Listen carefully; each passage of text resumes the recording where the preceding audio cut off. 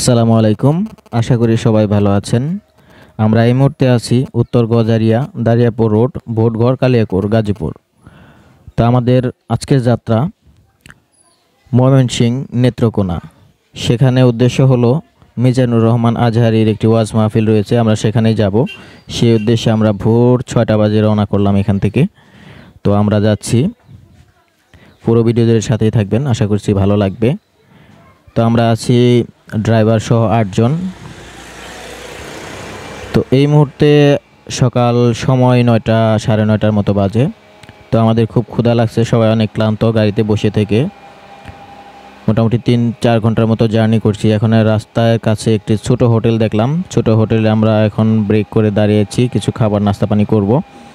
তো তার জন্য হোটেলে গেলাম। হোটেলে যেয়ে দেখি কিছু বর্তা আবিজাবি আছে। যাই হোক, আমরা খাওয়া দাওয়া শেষ করে রাস্তায় বেরিয়ে দেখি একটি অ্যাক্সিডেন্ট। দেখেই তো মনটা গেল খারাপ হয়ে। খুবই দুঃখজনক ব্যাপার, একটি মেইন রোডে কুকুরটি অ্যাক্সিডেন্ট করেছে এবং পাশে যে কুকুরটিকে দেখতে পাচ্ছেন, এটার আর্তনাদ চিৎকারে আসলে খুব খুব খারাপ লাগতেছে। একটু পরপর গাড়ি আসতেছে, ও আবার রাস্তার মাঝখান থেকে চলে আসতেছে, আবার যখন গাড়ি চলে যাচ্ছে তখন আবার যাচ্ছে এটার কাছে।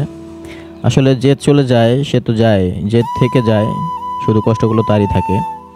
এটার একটা বাস্তব উদাহরণ, এটা দেখলেই বোঝা যায় এই ভিডিওটা।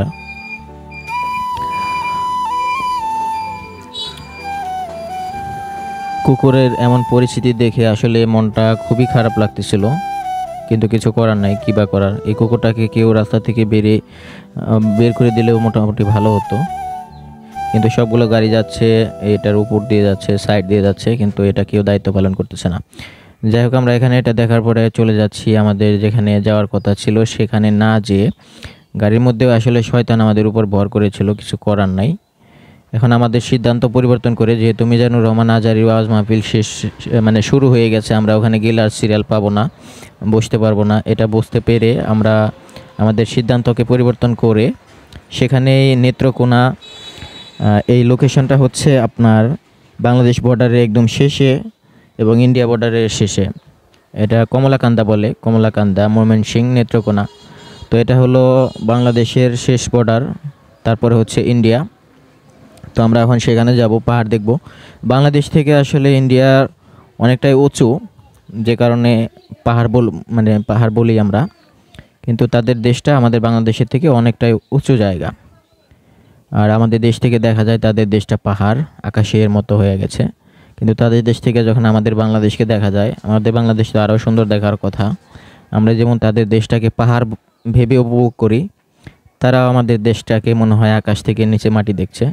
তো সামনে আমরা ছোট ছোট দোকান দেখতে পেলাম, এখানে ইন্ডিয়ান যত সব প্রোডাক্টগুলো আছে সেগুলো বিক্রি করতেছে। ইন্ডিয়া থেকে এখানে প্রোডাক্টগুলো হয়তো বর্ডার ক্রস করে কেউ তাদের কাছে দেয়, বিক্রি করে, আর তারা এটা কিনে এখানে দোকান দিয়ে সাজিয়ে রেখেছে। এখানে বাংলাদেশে পর্যটক যারা যায় তারা অনায়াসে এখান থেকে ইন্ডিয়ান প্রোডাক্টগুলো কিনতে পারে উইদাউট ভ্যাট ছাড়াই। তো আমরা একটি এটাকে মাঠ বলবো না বিল বলবো বুঝতেছি না, যাই হোক, এখানে মনে হয় বর্ষাকালে পানি উঠে। তো সামনে দেখতে পাচ্ছেন যে ইন্ডিয়াটা, আর আমরা আছি এই মুহূর্তে আমাদের বাংলাদেশেই। সামনে কিছু কিছু পর্যটক এখানে আসছে দুপুরবেলা। আমরা এখানে যখন নেমেছি তখন দুপুর বাজে 2টা-2:30টার মতো। তো এখানে আসলে সেরকম দেখার মতো ভালো কিছু নাই, দোকানপাট যেগুলো আছে খুবই নাজেহাল অবস্থা। খাবার দাবার রেস্টুরেন্ট যেগুলো আছে, কোনো রকম চলে আসার মতো, ক্ষুধা লাগলে যাতে ক্ষুধাটা নিবারণ করা যায় সে ধরনের খাবার টাবার আছে। আর বেশিরভাগ দোকানেই হচ্ছে এই ধরনের কসমেটিক্স, তারপরে তাদের যে সাবান, চুনো পাউডার, এইসব ক্রিমগুলো বিক্রি করতেছে। আমরা ওখানে কিছুক্ষণ ঘোরাঘুরি করলাম, পাহাড় দেখলাম, ইন্ডিয়া দেখলাম। দেখার পরে আমরা এখন ফিরে যাব আমাদের আগের জায়গায় যেখান থেকে আমরা এসেছি, সেখানে ফিরে যাব। যেতে যেতে আরও অনেক কিছু দেখব, অনেক কিছু আপনাদেরকে দেখাবো, অনুগ্রহ করে সাথেই থাকবেন। তো আমরা এখন নেমে পড়লাম। ওই পাশে দেখা যাচ্ছে ইন্ডিয়া, আর আমাদের এই পাশে হচ্ছে বাংলাদেশ। আমরা অবশ্যই বাংলাদেশ থেকেই যাচ্ছি, বাংলাদেশের যে রাস্তাটা সেটা দিয়ে যাচ্ছি। আর এটাকে কি বলা যায়, এটা হচ্ছে একটা ব্রিজ, এটা পদ্মা সেতু। এটা আসলে ব্রিজ না, এটাকে পদ্মা সেতু বলা চলে, কারণ এই সামান্য ব্রিজটা পার হইতে আমাদের 120 টাকার টোল দিতে হয়েছে। তো দেখতে পাচ্ছেন যে সামনে নাজমুল ভাই এবং ইউসুফ ভাই আসতেছেন এগিয়ে। আমরা গাড়ি থেকে নেমে গেছি, কারণ এখানে গাড়িতে ওভারলোড দেয়া যাওয়া নিষেধ, যদিও তারা বলছিল নিয়ে যাওয়া যাবে, তারপরেও ঝুঁকি কে নেয়, হঠাৎ করে ভেঙে যদি নিচে পড়ি সবাই তো পানির নিচে। তাই আর রিস্ক নিলাম না, আমরা এভাবে পায়ে হেঁটে চলে আসলাম। যেহেতু মাটিতে নেমে অনেকক্ষণ পরে ভালো লাগতেছে, কারণ একটা লং জার্নি হয়ে গেছে, মোটামুটি সবারই কোমর বাঁকা বাঁকা হয়ে গেছে বসে থাকতে থাকতে। যাই হোক, আমরা এখন আগে বাড়ি। মোটামুটি হাঁটতে এখন ভালোই লাগতেছে, মোটামুটি ফিলটা ভালো। অনেকক্ষণ বসে থাকার পরে আমরা এখন হাঁটতেছি, ভালো লাগতেছে। রাস্তাটা আসলে অনেক সুন্দর, দেখতে ভালো লাগে। উপর থেকে যদি ড্রোন ক্যামেরা দিয়ে ভিডিওটা করা যাইতো তাহলে মোটামুটি আসল ভিউ, আসল চিত্রটা ফুটিয়ে তোলা যাইতো। যেহেতু আমাদের কাছে ড্রোন নাই, আমাদের কাছে যেটা আছে সেটা দিয়ে আমরা ভিডিও করতেছি। আসলে ভিডিও করার মূল উদ্দেশ্য না, কোথাও গেলে এটাকে ভিডিও করে আমাদের ফেসবুকে বা ইউটিউবে আপলোড করি, এটাকে স্মৃতি হিসাবে রাখার জন্য। সেই জন্যই মূলত ভিডিওগুলো করা হয়।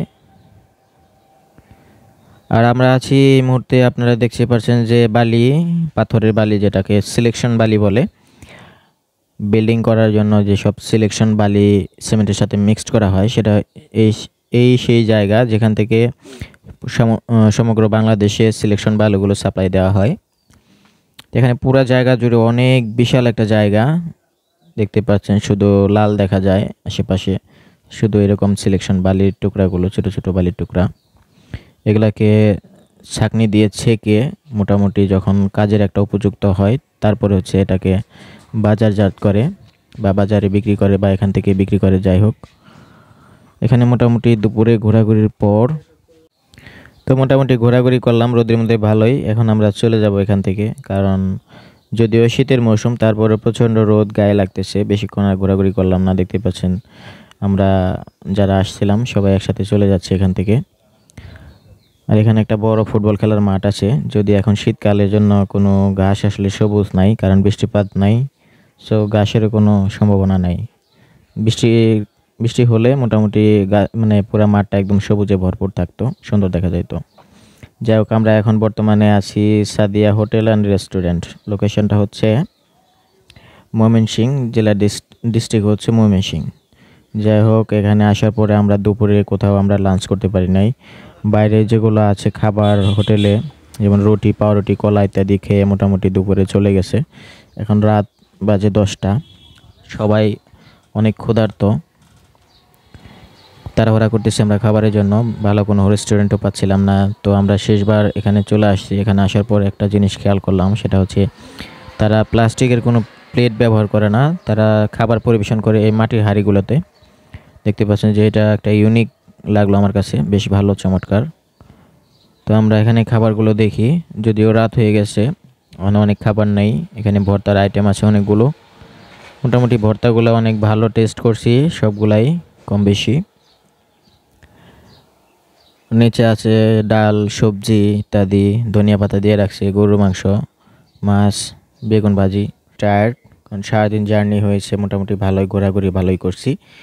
এখন সবাই ক্লান্ত, ক্ষুধার্ত, আমরা খাইতে বসছি। তরকারি ছাড়াই খাওয়া শুরু করে দিছি, যেহেতু দুপুরে আমাদের খাওয়া হয়নি। এটা হচ্ছে রাতের ডিনার।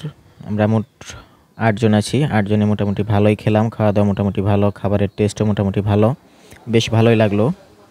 তো আজকে আমরা ভালোই এনজয় করলাম। আজকের ব্লগ এই পর্যন্ত। সবাই সুস্থ থাকেন, ভালো থাকেন, আল্লাহ হাফেজ।